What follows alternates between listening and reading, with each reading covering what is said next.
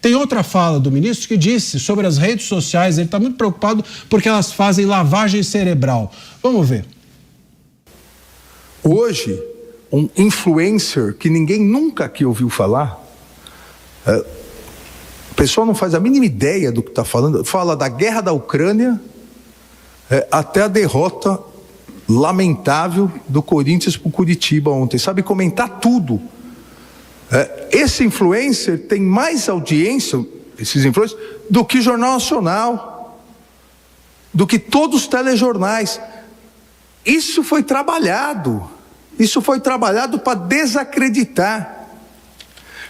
Quantas pessoas vocês conhecem que não acreditam mais na mídia tradicional e que seguem como se fosse uma religião fanática tudo que a bolha passa como notícia? Lavagem cerebral. Lavagem cerebral. Olha, essa fala do Moraes, eu fiquei ouvindo aqui, parece, sabe?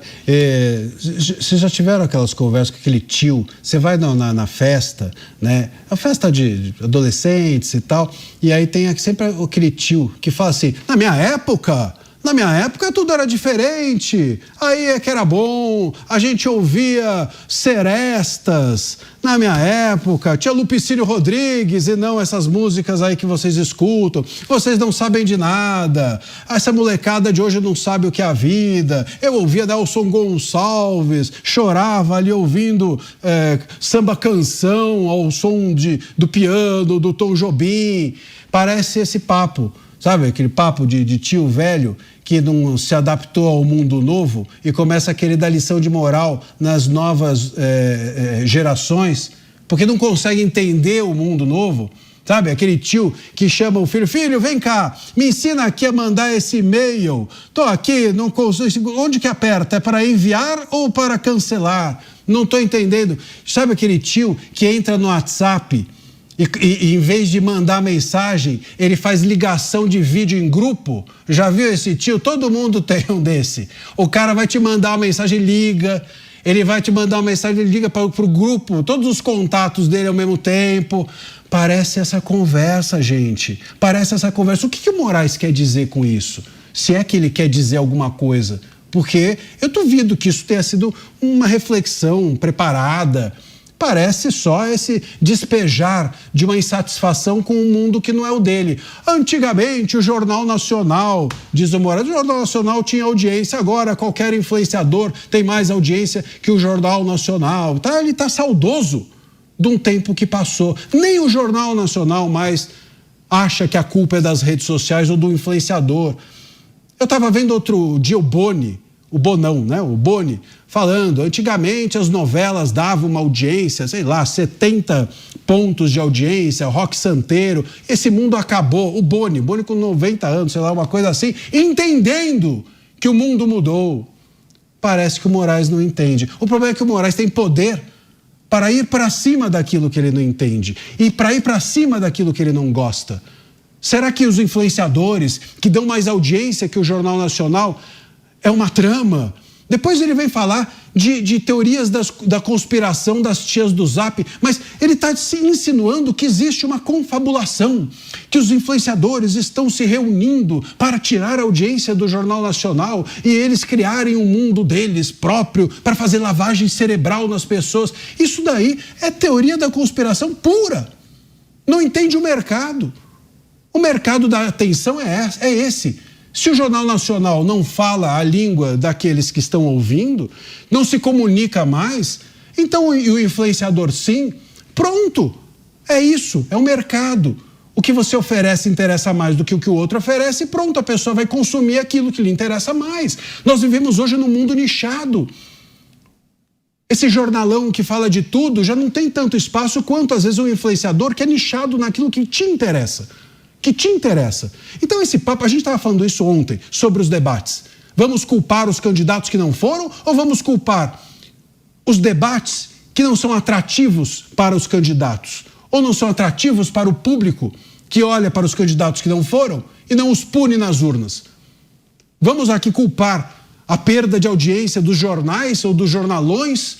Ou vamos simplesmente entender que o mundo mudou? Mas não, ele vai e começa a chamar todo mundo que ele não gosta ou não entende de milícia digital, passa aí para cima. Olha, é difícil, Mota. A gente... É todo dia uma desgraça nesse país, porque a gente tem que explicar o óbvio. Todo dia a gente tem que dizer que a grama é verde e o céu é azul. Eu acho que a gente pode olhar esse episódio, Marcília, também pelo ângulo completamente oposto, né? Eu sempre digo que eu testemunhei 3 coisas que mudaram a nossa sociedade e mudaram a forma com a qual o poder é exercido, que foi o surgimento da internet, primeiro, depois das redes sociais e a popularização do telefone celular. Hoje, praticamente todos os brasileiros que querem têm um telefone celular. Eu já vi várias vezes pessoas que moram na rua, pedintes, lá com o seu telefone celular. Acesso a todas as informações. Então mudou o jogo do poder. Você imagina como o Brasil seria, como o Brasil estaria hoje, se não existissem redes sociais, se não existisse internet? Você imagina como seria o sistema político do Brasil? Então, os políticos no mundo inteiro, não é só aqui não, os políticos e aqueles que estão no poder, que não deveriam agir politicamente, mas agem, né? Eles não suportam isso.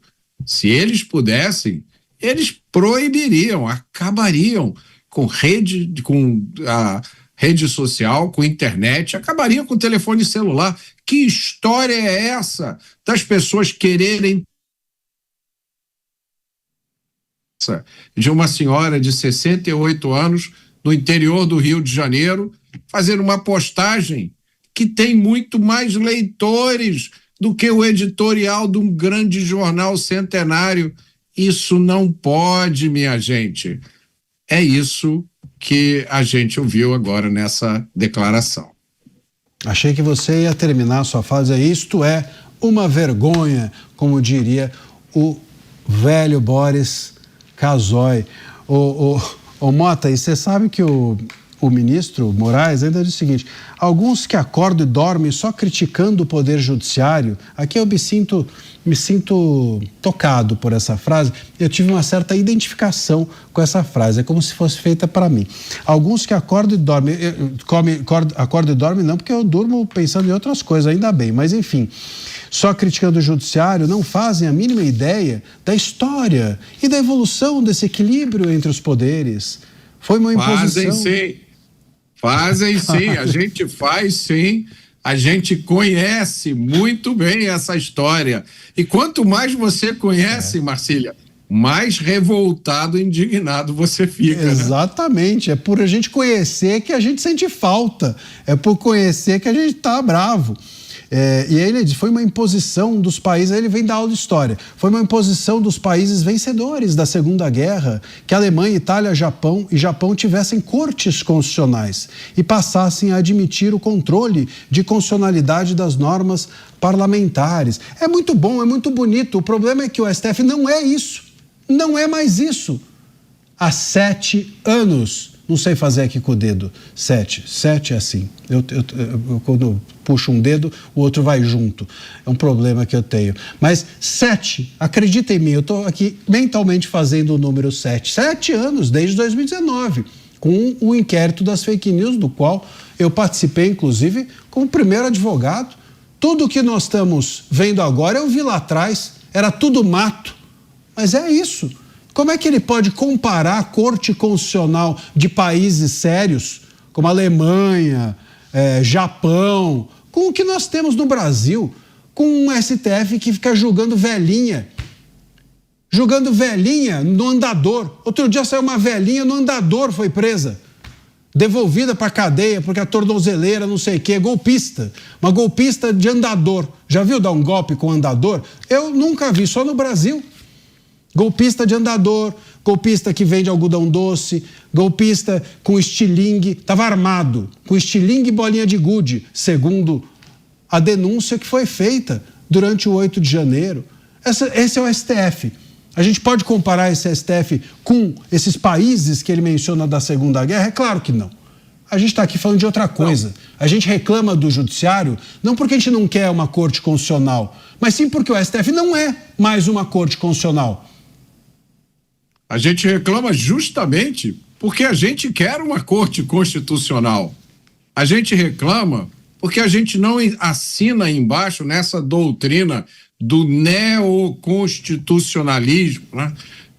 Que diz que a Constituição tem que ter a última palavra sobre todas as coisas e cabe aos ministros reinterpretar a Constituição de acordo com as circunstâncias do momento. Isso não é constitucionalismo. A Suprema Corte Brasileira foi criada inspirando-se, né, os constituintes de 1988 se inspiraram na Suprema Corte Americana. Procura alguma situação em que os juízes da Suprema Corte Americana, porque lá eles são chamados de juízes e não de ministros, procura declarações dele, discursos políticos ou avisos ou intermediação de reuniões, você não vai achar nada disso. A Suprema Corte Americana toma menos de 100 decisões, ela julga menos de 100 processos por ano. Todos os processos são casos que a maioria, a esmagadora maioria, não é originário da corte. Eles chegam depois de ter passado pelo sistema de justiça e dizem respeito a casos com implicações, repercussões gerais do ponto de vista de interpretação da Constituição. A Suprema Corte Americana recusa julgar milhares de casos todos os anos, porque eles não são relevantes. Isso significa que os que os juízes da Suprema Corte Americana não têm posições políticas? Claro que não.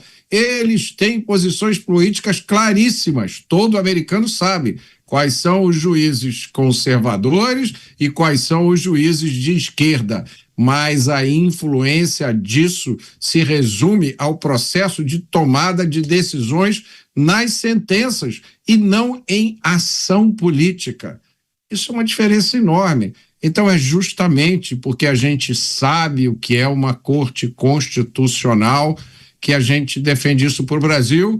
E eu vou terminar o meu comentário dizendo: a gente gostaria de acordar de manhã e ir dormir à noite sem ter, durante o dia, ter ouvido falar nenhuma vez sobre uma decisão da Suprema Corte Brasileira. Olha, para muitos brasileiros, isso é o maior sonho.